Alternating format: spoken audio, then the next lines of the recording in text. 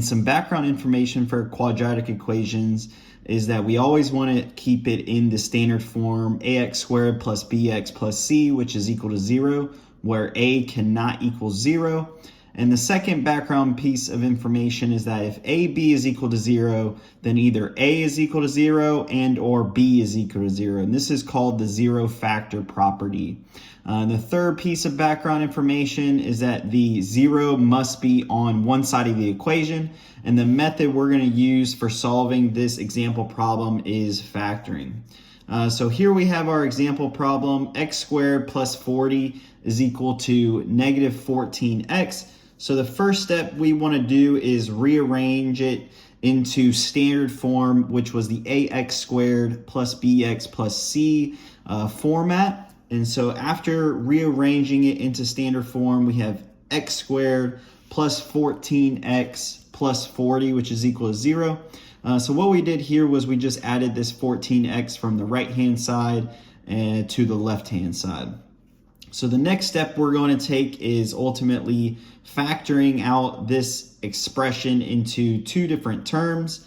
So you can see that we have x plus 10 multiplied by x plus 4, which is equal to 0.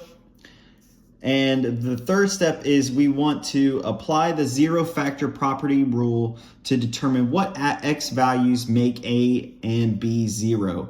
So ultimately what we're trying to do is determine what x value this a expression is going to need to be for this to be 0. That is what the zero factor property is trying to do. So we have x plus 10 is equal to 0, as well as x plus 4 is equal to 0, and we can go ahead and solve that. So x is going to be equal to minus 10, and x is going to be equal to negative 4. And the last step in solving this question is we can go ahead and plug those x values back into the equation to check. So we have negative 10 squared plus 14 multiplied by negative 10 plus 40.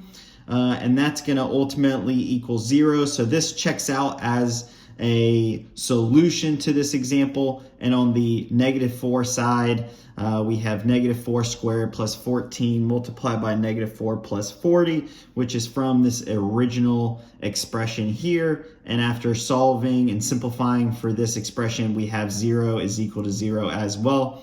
And so this means that x is equal to negative 4 and x is equal to negative 10 is our solutions for this example.